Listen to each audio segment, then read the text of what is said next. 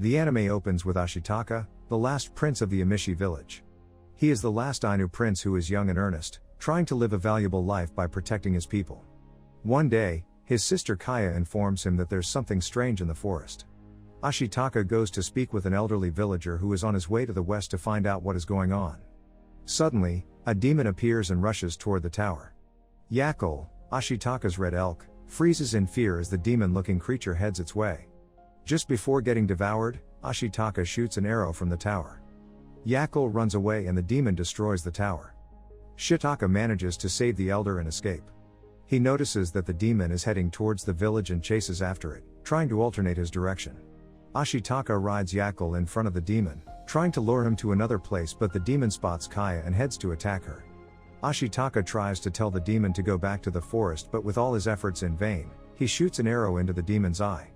As the scrimmage continues, the demon touches Ashitaka and contaminates his arm by the curse. When shooting the final blow with an arrow, Ashitaka realizes that the monster was a wild boar covered in worm-like creatures. As the boar falls to his demise, the villagers approach the prince. Haisama, the sage of the village, appears and asks to pour water on Ashitaka's contaminated arm. With its last breath, the boar makes a promise that humans will feel his hatred and suffer as he suffered. His flesh and organs just melted away, leaving only his skeleton. Turns out, the wild boar was a boar god and was corrupted by an iron ball lodged in his body. That night, Haisama reads Ashitaka's fate and says that his right arm was gripped by the curse. She also predicts that the curse will spread throughout the body, causing great pain and ultimately killing him. As Haisama shows him the iron ball, she suggests that there might be a cure in the west where the iron ball is from. But she also reminds that if Ashitaka decides to leave his village, he is forbidden to ever return home, as evil beyond their knowledge lurks in the west. Ashitaka cuts his hair and leaves the village with Yakul. Kaya finds him departing and gifts him a dagger to remember her. Ashitaka vows to lift his curse and find what tore the animal apart from the inside and caused so much hatred in it. After a few days of traveling, he arrives at another village where a battle is taking place between the villagers and some bandits.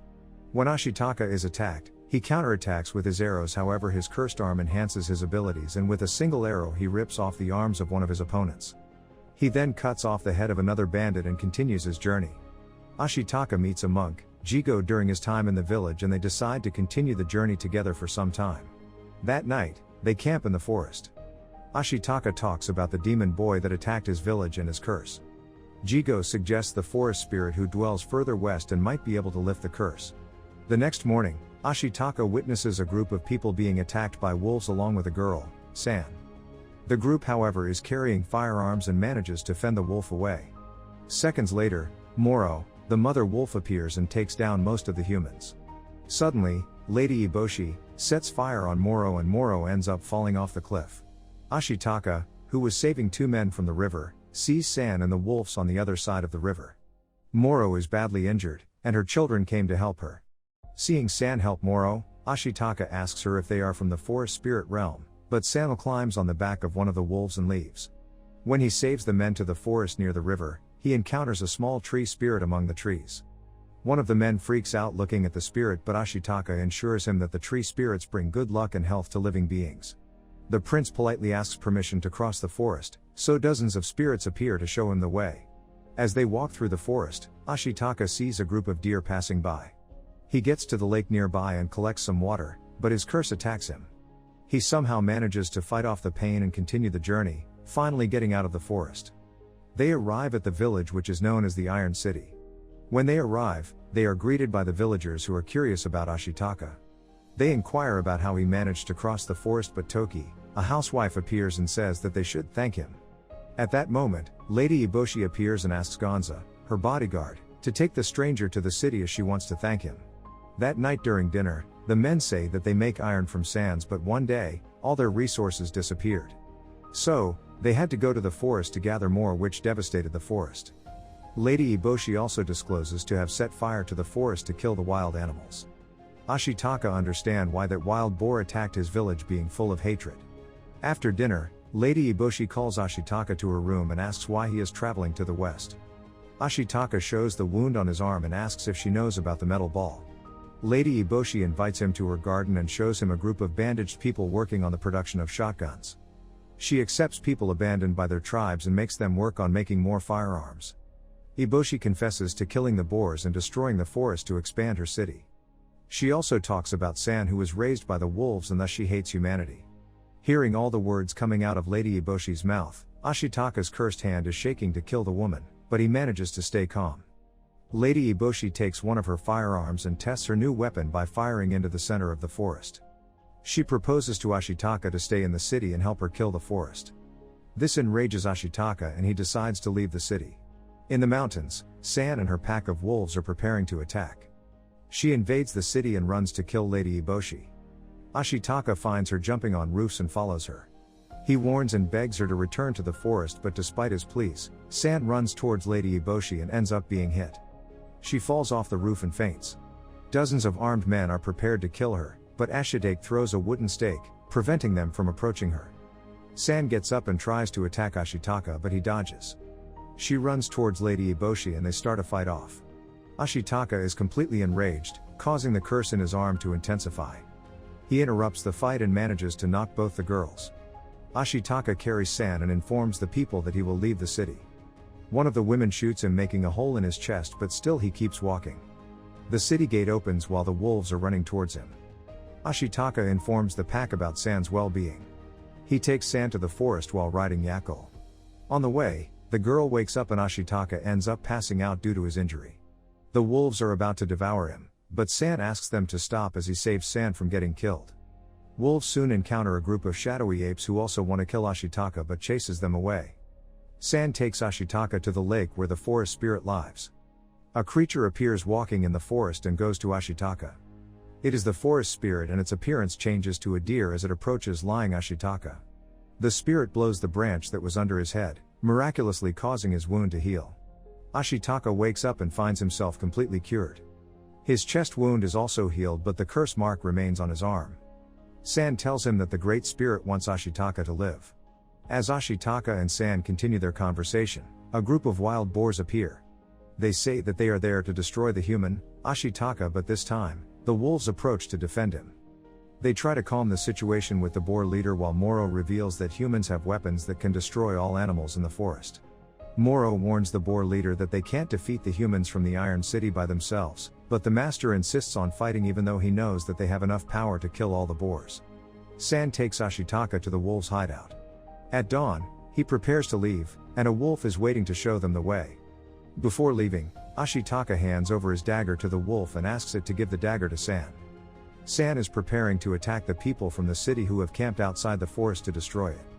Lady Eboshi is the one leading the attack and Jigo is by her side. They are building a trap to lure the wild boars out of the forest and destroy them. Ashitaka is on his way to leave the place when he hears an explosion coming from the Iron City. He crosses the river to get there. As he approaches the city, he realizes that the samurais were attacking the city while the city's men were in the forest. The people from the city return his bow and arrows that he left. Ashitaka runs to the forest to alert Lady Eboshi of the fall of her city. As Ashitaka runs to the forest, 3 samurais are following him to finish him off. They shoot an arrow into Yakul's leg and they both fall. This enrages Ashitaka and he finishes off the 3 samurai with a clean shot from his arrows. He then meets the camp outside the forest and gives them the news of the invasion. Jigo informs that Lady Eboshi is not there in the camp. She, along with tons of men armed with firearms, have entered the forest with the aim of killing the Great Spirit. At that moment, Ashitaka notices a wolf emerging from the pile of wild boars' bodies. It is being crushed and Ashitaka tries to help him. All the men in camp tries to help the wolf in hopes that it can help find Lady Eboshi for the rescue. The wolf is taken out from under the boars. Ashitaka bids his farewell to you people and suggests they return to the village. Ashitaka takes the wolf and goes to the forest. San and her wolf brother are taking the injured boar leader to the lake of the Great Forest Spirit, but the boar is badly injured. The monkeys from the trees warn that something evil is approaching them. Turns out, the humans have worn the skin of dead boars and are following them. San wants to lose them, but the boar leader believes the boar skin to be his warriors who have returned from the dead to join him. San asks her brother to warn Moro of the situation while she tries to help the leader. But the humans under boar skin soon surround the leader and stab it until it dies. Thinking it's the end, San rushes to help the boar leader, but soon the worm-like creature emerges from its body, and he starts to transform into a demon. As San tries to help, one of the humans throws a rock at San's head and she passes out. The curse continues to spread and consume her as well. Ashitaka reaches the lake and finds Moro heavily injured. The boar leader covered with the curse approaches the lake with his fake boar army. He tries to stop the demon, but the humans under the boar skin try to kill him. The rest of the wolves come to his rescue. Ashitaka dives into the cursed worm-like creatures to get San out, but he gets thrown into the lake. With no other choice, Moro uses the last of her energy to get her daughter out of the demon. Soon the great spirit of the forest appears and walks towards the demon. The curse disappears and both the boar leader and Moro die in peace. As the great spirit walks back, a bullet slashes right through its head. Turns out Lady Eboshi has been hiding, and as soon as she saw the great spirit, she shot right at its head. As the head of the great spirit rips off, a black matter pours and splashes everywhere and starts to expand. Everything it touches, the life is absorbed out of it. Lady Eboshi throws the head to Jigo, who collects and runs away with the head. Ashitaka follows and asks them to return the head. As the spirit searches for its head, Ashitaka warns the people from the Iron City to escape. With all the destruction happening, Jigo is left with no choice but to hand over the head, but not before trying to kill Ashitaka. Soon, Ashitaka and San offer the head and the spirit to turn into a huge glob of water, nurturing everyone back to health and fill the mountains with life. Ashitaka and San's curse is also cured, but they decide to go separate ways. Lady Eboshi regrets her decision to attack the forest and realizes that the Great Spirit was never her enemy. She promises to build a better city, keeping peace between the humans and the forest. As the forest regrows, a single tree spirit is seen to emerge from the bushes. If you enjoyed this recap, check out the next episode. Also, don't forget to subscribe for more anime recaps, turn on the bell notification for future uploads, and leave a like to help the channel.